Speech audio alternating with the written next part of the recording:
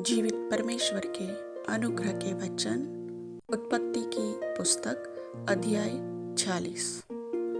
तब इज़राइल अपना सब कुछ लेकर बेरशेबा को गया और वहां अपने पिता इसहाक के परमेश्वर को बलिदान चढ़ाया।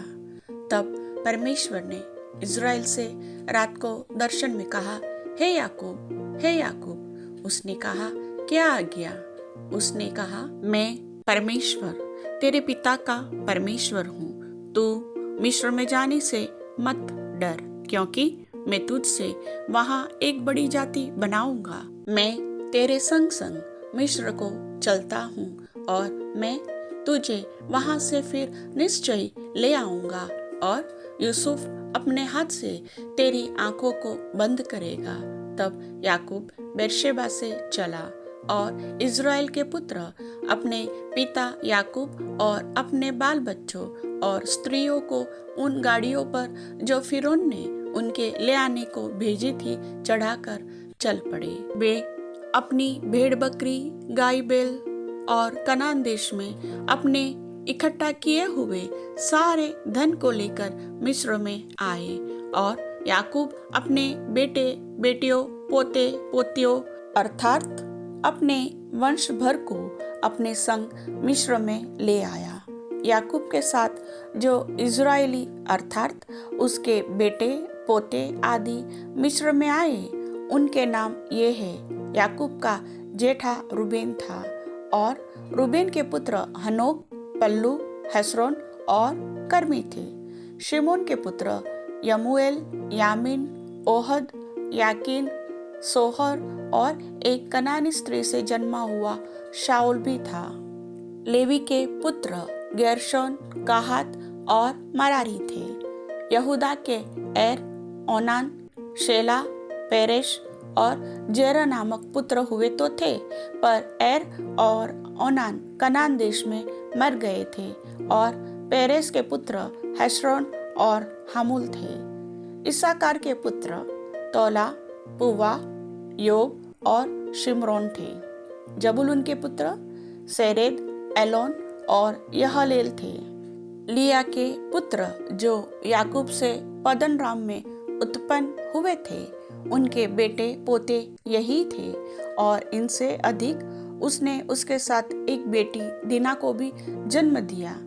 यहाँ तक तो याकूब के सब वंश वाले 33 प्राणी हुए। फिर गाद के पुत्र सपोन, हागी, शुनी, एस्बोन, एरी, अरोदी और अरेली थे। आशेर के पुत्र इम्ना, इश्वा, इश्वी और बरिया थे और उनकी बहन सेरह थी। और बरिया के पुत्र हेबेर और मल्कीएल थे।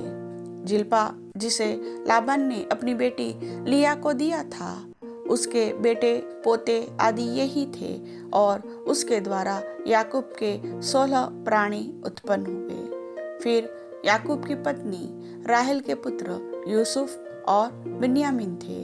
और मिस्र देश में ओन के याजक पोतीपेरा की बेटी ओसनत से यूसुफ के ये पुत्र उत्पन्न हुए, अर्थात मनश्शे और एप्रेम।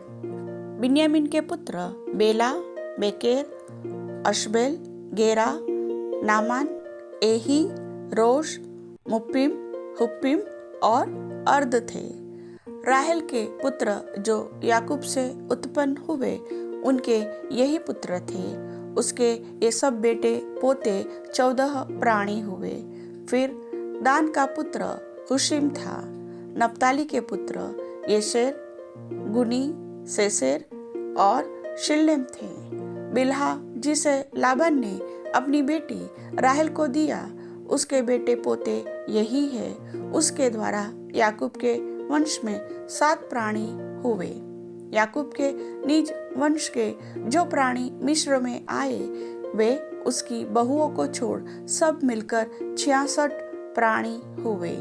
और यूसुफ के पुत्र जो मिस्र में उससे उत्पन्न हुए, वे 2 प्राणी थे। इस प्रकार याकूब के घराने के जो प्राणी मिस्र में आए, सो सब मिलकर 70 हुए। फिर उसने यहूदा को अपने आगे यूसुफ के पास भेज दिया कि वह उसको गोशेन का मार्ग दिखाए, और वे गोशेन देश में आए। तब यूसुफ अपना रथ जुतवा कर अपने पिता इज़राइल से भेंट करने के लिए गोशेन देश को गया और उससे भेंट करके उसके गले से लिपटा और कुछ देर तक उसके गले से लिपटा हुआ रोता रहा। तब इज़राइल ने यूसुफ से कहा, मैं अब मरने से भी प्रसन्न हूँ, क्योंकि तुझे जीवित पाया और तेरा मुंह देख लिया।